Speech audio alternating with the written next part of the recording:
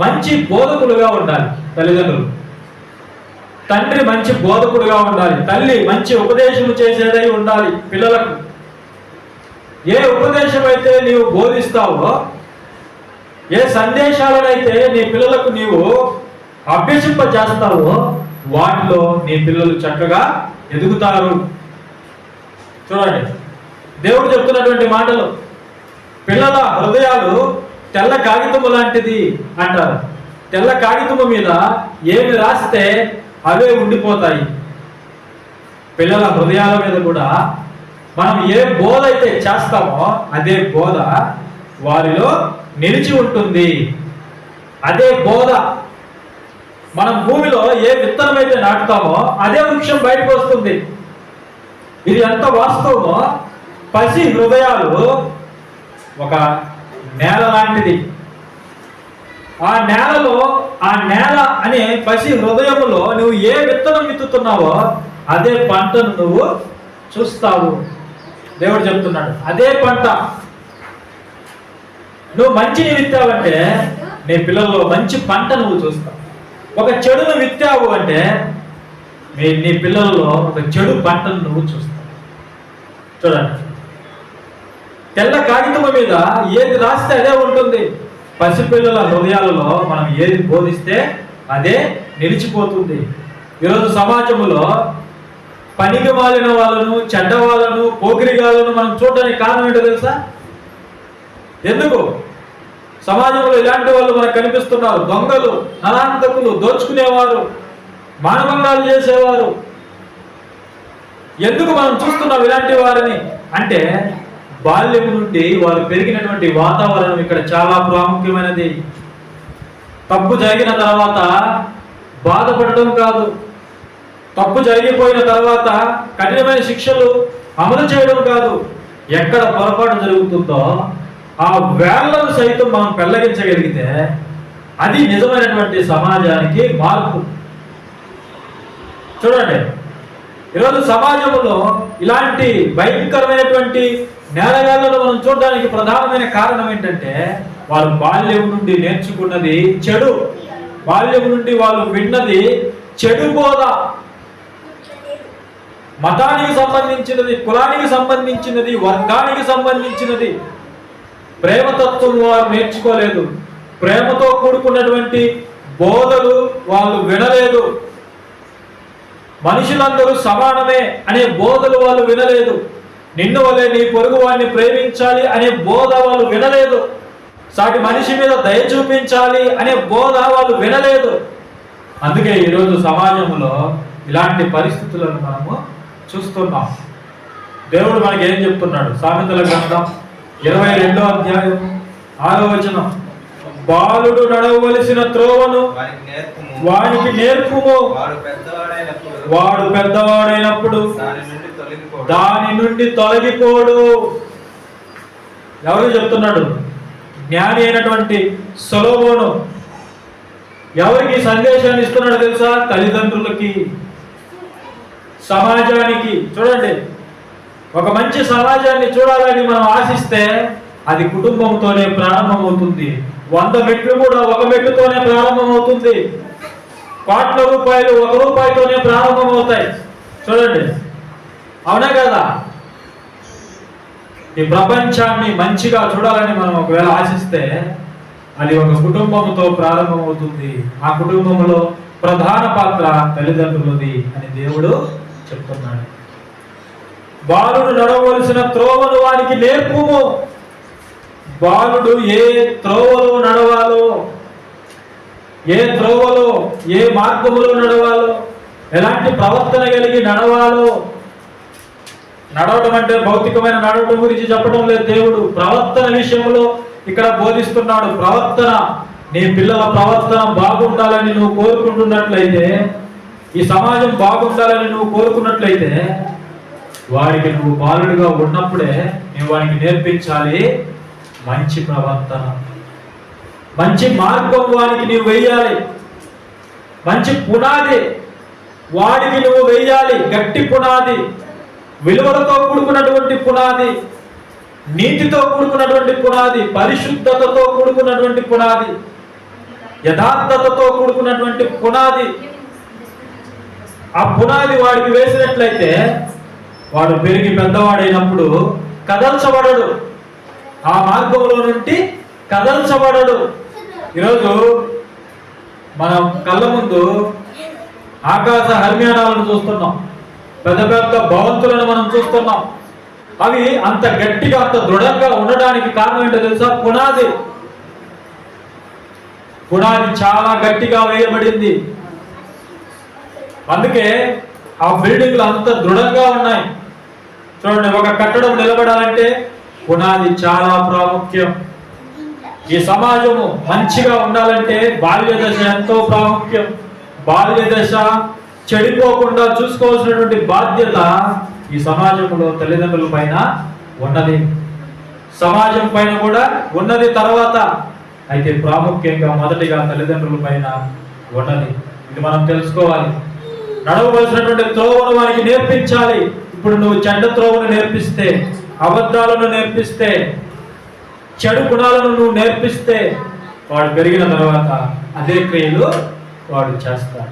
విలువలతో కూడుకున్నటువంటి జీవితాన్ని వాడికి మనం నేర్పించాలి. దేవుడి జ్ఞానాన్ని వాడికి నేర్పించాలి. దేవుడి ప్రేమను వాడికి నేర్పించాలి. దేవుడి ప్రేమ దేవుడు ఏమని చెప్పాడు మనకి? నిన్ను వలె నీ పొరుగు వాడిని ప్రేమించాలి.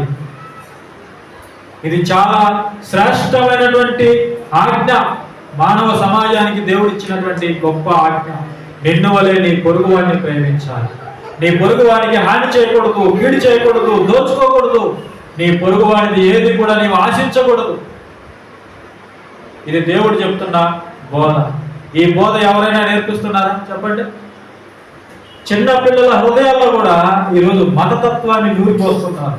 ఈ కుల వ్యవస్థ అనేది ఎంత తారాస్థాయికి చేరిపోయిందంటే, ఈ కులాలకు మతాలకు అతీతంగా జీవిస్తున్నటువంటి దేశం ఏంటో తెలుసా? అమెరికా.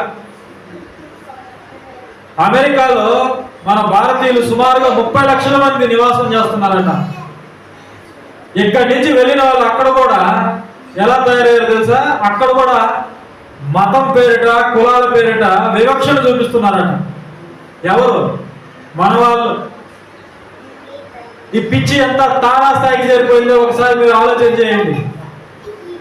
వాళ్ళ హృదయాలు బాల్యం నుండి ఈ కులంతో, మతంతో, వర్గాలతో నిండిపోతే అక్కడికి వెళ్ళినా కూడా అదే పరిస్థితిని కలిగి వాళ్ళు జీవిస్తారు. ఒకసారి మీరు ఆలోచన చేయండి. అవునా కదా? అమెరికాలో కూడా అవును. ఎందుకంటే బాల్యం నుండి వారిలో నాటబడినటువంటి బీజాలు అవే. అందుకే ఎక్కడికి వెళ్ళినా ఆ తత్వాన్ని వాళ్ళు విడిచిపెట్టలేరు. చూడండి, ఒకసారి మీరు ఆలోచన చేయండి. ఆశ్చర్యపోతున్నారు అక్కడ ఉన్నటువంటి అమెరికా ప్రజలు. ఏంటి మా దేశంలో కులాలు, మతాల ఎక్కడి నుంచి వచ్చాయి వెళ్ళంటే మన దేశం నుండే వెళ్ళాయి అక్కడికి. ఎంత ఆశ్చర్యం ఆలోచన చేయండి. పసిపిల్లల హృదయాల్లో ఏం నాటుతున్నామో అయ్యే ఉంటాయి. వాళ్ళు ఎంత చదువుకున్నా, ఎంత గొప్పవారైనా ఆ బీజము లోపల పెరిగి పెరిగి పెద్దవుతూ ఉంటుంది, మహావృక్షంగా ఎదిగిపోతుంది. మనకు ఒక సామెత ఉంది, మొక్కై వంగనిది ప్రాణే వంగున. మొక్కగా ఉన్నప్పుడే ఆ మొక్కని మనం ఎటు వంచితే అటే పెరుగుతుంది. అది ఒక కర్ర కట్టి చక్కగా పెంచామనుకోండి, చక్కగా ఏపుగా పెరుగుతుంది. అదే పక్కకు వంచి ఒక కర్ర పెట్టి కట్టి దాన్ని మనం పెంచామనుకోండి, ఆ పక్కకే ఎదుగుతుంది అది. అవునా కాదు? ఆలోచన చేయండి ఒకసారి. పెరిగి పెద్ద అయిన తర్వాత దాన్ని మనం వంచలేం, మన శక్తి సరిపోదు. పిల్లలు చెడిపోయిన తర్వాత వాళ్ళను సరిచేయటము మన వల్ల కాదు. వాళ్ళు యవ్వన దశకు రాగానే ఒకవేళ వాళ్ళు చెడిపోయారు అని తెలిస్తే మనం బాధపడటం తప్ప, మన కళ్ళ ముందు జరుగుతున్న వాటిని చూడడం తప్ప మనం ఏమీ చేయలేం. మన శక్తి సరిపోదు, మన బలము సరిపోదు వాళ్ళకి చెప్పడానికి, వాళ్ళని మార్చడానికి. ప్రియులారా, ఆలోచన చేయండి. చాలా జాగ్రత్తగా మనము ఒక నిర్ణయాన్ని తీసుకోవాలి ఈరోజు పిల్లల విషయంలో. ఈరోజు పిల్లలను బట్టి బాధపడుతున్న తల్లిదండ్రులు ఎంతో మంది.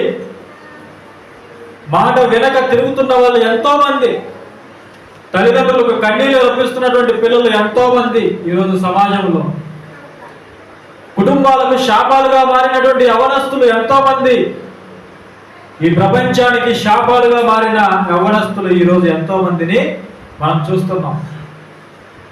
ఇందులో చదువుకున్నవాడని, చదువు లేనివాడని మినహాయింపులు లేవు. అందరూ సమాజాన్ని బాధ పెట్టేవాళ్ళుగానే కనిపిస్తున్నారు. అందరూ తల్లిదండ్రులను బాధ పెట్టేవాళ్ళుగానే మనకు కనిపిస్తున్నారు. ఎక్కడ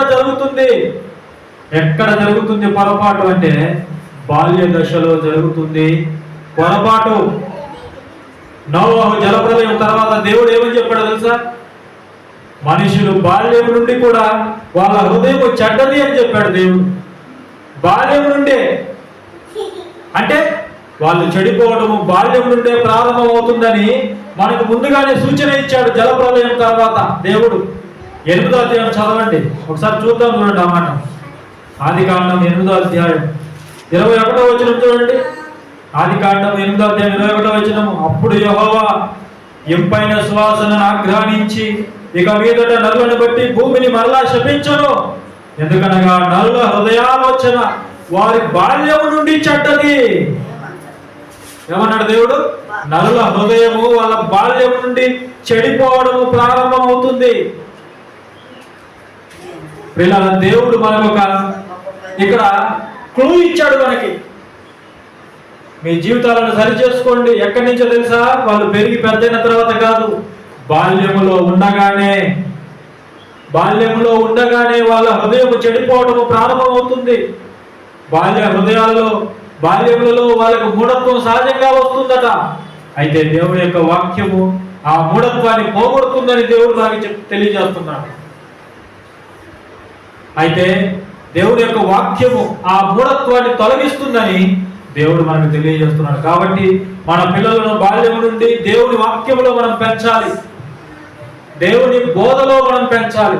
దేవుని బోధలో మన పిల్లలను మనం పెంచినట్లయితే గొప్ప సమాజాన్ని మనం చూస్తాం.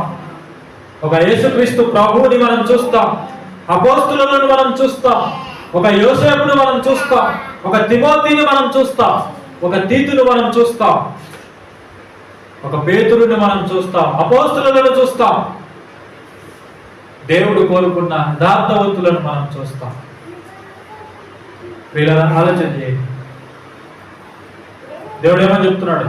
బాలుడు నడవవలసిన త్రోవను వానికి మనం నేర్పించాలి. యేసు బోధలు వారికి నేర్పించాలి. సమానత్వం వారికి బోధించాలి. ప్రజల విలువను బోధించాలి. ఒక మనిషి పట్ల మరొక వ్యక్తి ఎలా మసలుకోవాలో వారికి నేర్పించాలి. దేవుడు చెప్తున్నాడు. కాబట్టి మొట్టమొదటిగా మనం చేయాల్సినట్టు తెలుసా? దేవుని బోధ. ద్వితీయోపదేశ కాండంలో కూడా దేవుడు చెప్తాడు, మొదట మీ హృదయములో దేవుడి మాటలు ఉండాలి, వాటిని మీ పిల్లలకు అభ్యసింపజేయాలి. ఎందుకు దేవుడు చెప్తున్నాడు? పదే మాట్లాడమని ఎందుకు చెప్తున్నాడు? బోధించమని ఎందుకు చెప్తున్నాడు అంటే హృదయాలు బాల్యం నుండే చెడిపోతున్నాయి. మనుషుల హృదయాలు బాల్యం నుండే చెడిపోతున్నాయి. దానికి అడ్డుకట్ట వేయాలంటే, వాటిని బాల్యంలో తుంచేయాలంటే దేవుని మాటలు వినబడుతూ ఉండాలి పిల్లలకు. అప్పుడే వాళ్ళ జీవితాలను వాళ్ళు సరి చేసుకుంటారు. చక్కగా వాళ్ళ జీవితాలు ఎదుగుతాయి. మనం కోరుకున్నటువంటి పిల్లలుగా వాళ్ళు ఎదుగుతారు. అందుకే దేవుని బోధలో మొట్టమొదటిగా పెంచాలి.